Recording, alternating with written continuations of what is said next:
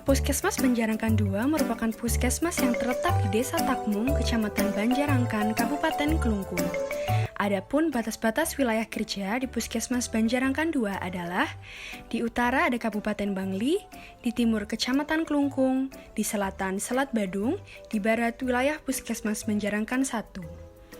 UPT Puskesmas Banjarangkan II dibangun pada tahun 1985 dan mulai beroperasi pada tahun itu juga dengan luas wilayah kerja 24,18 km persegi yang terdiri dari 6 desa dan 26 dusun. Desa yang menjadi wilayah pelayanan Puskesmas Banjarangkan II adalah sebagai berikut: Desa Takmung, Desa Tihingan, Desa Getakan, Desa Aan, Desa Timuhun, dan Desa Nyanglan. Selanjutnya yaitu program puskesmas. Jadi di sini ada dua jenis program puskesmas. Yang pertama ada usaha kesehatan per orang atau UKP dan juga usaha kesehatan masyarakat atau UKM. Di sini program dari UKP sendiri yaitu ada rawat jalan, lalu unit rawat inap, lalu pelayanan kefarmasian dan pelayanan laboratorium. Selanjutnya untuk UKM sendiri ada dua, yaitu ada UKM esensial dan juga UKM pengembangan. Untuk UKM esensial sendiri di sini ada promosi kesehatan, lalu ada kesehatan lingkungan atau Kesling, lalu ada kesehatan ibu dan anak serta keluarga berencana, lalu ada pelayanan gizi, pencegahan dan pengendalian penyakit, lalu ada perawatan kesehatan masyarakat. Lalu untuk UKM pengembangannya sendiri yaitu ada pelayanan kesehatan jiwa, lalu ada pelayanan kesehatan gigi masyarakat, lalu ada pelayanan kesehatan olahraga, lalu pelayanan kesehatan indera, pelayanan kesehatan lansia, lalu ada pelayanan kesehatan kerja, dan terakhir ada pelayanan kesehatan HTRA. Menurut Undang-Undang Nomor 18 Tahun 2014 tentang Kesehatan Jiwa mengatakan, kesehatan jiwa merupakan kondisi di mana seseorang individu dapat berkembang secara fisik, mental, spiritual, dan sosial, sehingga individu tersebut menyadari kemampuannya sendiri, dapat mengatasi tekanan, dan dapat bekerja secara produktif dan mampu memberikan kontribusi untuk komunitasnya.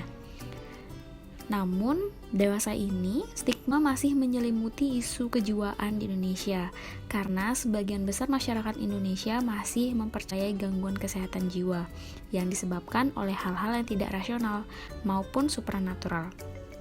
Misalnya, pengidap skizofrenia disebabkan oleh sihir, kemasukan setan, roh jahat, dan roh lainnya. Dengan adanya stigma ini, masyarakat menanganinya dengan pengobatan non-medis atau ahli spiritual. Dalam hal menghadapi stigma, maka perlu dilakukannya upaya promosi kesehatan dan melakukan pemberdayaan dari orang dengan gangguan jiwa, baik dengan memberikan pelatihan-pelatihan seperti pembuatan tipat dan paper bag yang bertujuan untuk menurunkan stigma dari masyarakat terhadap ODGJ.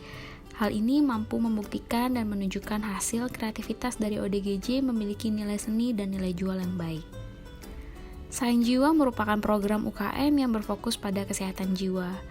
Posyandu Sayang Jiwa di wilayah UPTD Puskesmas Banjarangkan II awalnya dibentuk berdasarkan kasus ODGJ yang tinggi di wilayah Desa Timuhun karena berdasarkan data untuk pasien ODGJ di wilayah Desa Timuhun mencapai 1,9% penduduk menderita ODGJ.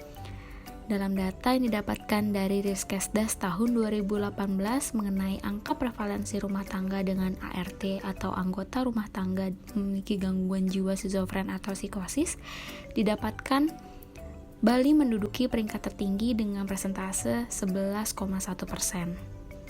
Selain itu, di Indonesia sendiri berdasarkan data yang diperoleh Institute for Health Metrics and Evaluation tahun 2017 untuk kontributor terbesar beban penyakit dan penyebab kematian di Indonesia saat ini adalah penyakit kardiovaskuler sebanyak 36,4 yang disusul oleh penyakit neoplasma, masalah maternal neonatal, infeksi TB.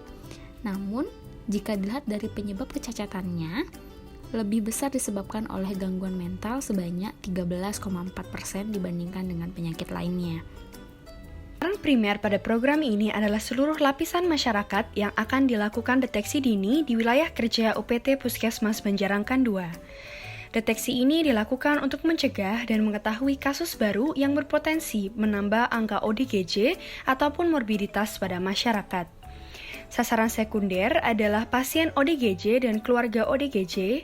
Pada sasaran sekunder, maka dilakukan pemantauan kepatuhan minum obat, ekspresi emosi keluarga, lingkungan, dan lain sebagainya. Hal ini guna meningkatkan proses kesembuhan dan pencegahan kekambuhan pada pasien ODGJ. Sasaran tersier adalah para pasien ODGJ akan diberikan pelayanan terkait dengan pemberdayaan, yakni membuat kerajinan tangan, membuat canang, tipat, bernyanyi, dan lain sebagainya. Selanjutnya yaitu sumber daya manusia dari program Sayang Jiwa ini. Jadi di sini ada dua, yaitu petugas Puskesmas Banjarangkan 2 dan juga kader-kader. Jadi kader-kader ini merupakan warga terpilih dari Desa Getakan dan juga Timuhun. Jadi sebelumnya kader-kader ini akan diberikan pelatihan terlebih dahulu. Adapun tugas dari kader-kader ini yaitu memastikan tidak ada pasung, lalu memastikan keteraturan minum obat dari ODGJ, dan juga melaporkan apabila ada kasus baru dan juga masalah terkait dengan ODGJ. Dalam proses kegiatannya, kegiatan UKM Sayang Jiwa ini diawali dengan pembekalan dan pelatihan mengenai deteksi dini kesehatan jiwa terhadap petugas Puskesmas Banjarangkan 2 dan calon-calon kader jiwa di setiap desa wilayah kerja Puskesmas Banjarangkan 2. Kemudian barulah dibentuk advokasi kelompok kader-kader jiwa, dan yang terakhir adalah pelaksanaan Posyandu Sayang Jiwa di Desa Timuhun dan Desa Getakan. Adapun program yang dilakukan adalah memantau kesehatan ODGJ dan melakukan pemberdayaan ODGJ dengan mengajarkan mereka membuat kulit ketipat, tas kertas, dan menyanyi bersama. Adapun tujuan dari kegiatan ini adalah untuk meningkatkan kualitas hidup dan taraf kesehatan penderita ODGJ di wilayah Puskesmas Banjarangkan 2. Untuk sumber dana dari program ini adalah dari Anggaran Pendapatan dan Belanja Daerah atau APBD dan Dana Kapitasi Jaminan Kesehatan Nasional atau JKN. Terdapat pula tambahan pendanaan dari dana alokasi khusus non-fisik sebagaimana yang dijelaskan pada Peraturan Menteri Kesehatan Republik Indonesia Nomor 86 Tahun 2019, di mana merupakan dana yang dialokasikan ke daerah untuk membiayai operasional kegiatan program prioritas nasional di bidang kesehatan yang menjadi urusan daerah guna meningkatkan akses dan mutu pelayanan kesehatan di daerah. Untuk DAK non-fisik ini diberikan kepada daerah serta ditetapkan melalui rencana kerja pemerintah. DAK non-fisik yang diberikan sebagai sumber dana dari program Posyandu Sayang Jiwa merupakan bantuan operasional kesehatan atau BOK. BOK merupakan dana yang digunakan untuk meringankan beban masyarakat terhadap pembiayaan bidang kesehatan, khususnya pelayanan di pusat kesehatan masyarakat, penurunan angka kematian ibu dan angka kematian bayi serta malnutrisi. Adapun target yang diharapkan dari program Sayang Jiwa ini adalah pengobatan ODGJ termonitor dengan baik dengan angka 100%, terjaringnya kasus baru dari masyarakat yang mengalami gangguan jiwa, kemudian menurunkan angka morbiditas pada pasien dengan gangguan jiwa, meningkatkan kualitas hidup setiap individu untuk memelihara kesehatan jiwa, dan yang terakhir adalah menurunkan stigma masyarakat mengenai penderita ODGJ. Yang didapatkan selama kegiatan Posyandu Sayang Jiwa adalah 100% pasien mendapatkan pengobatan rutin dan pengecekan kesehatan juga secara rutin. Hambatan yang ditemui di lapangan adalah terdapat beberapa peserta yang memiliki gejala serius yang tidak dapat hadir.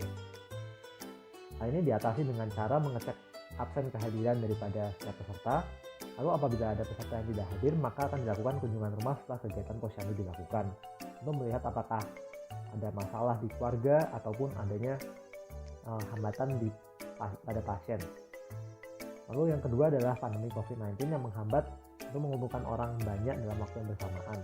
Namun sejak bulan September kemarin mulai dilakukan kembali, namun dengan protokol kesehatan yang ketat.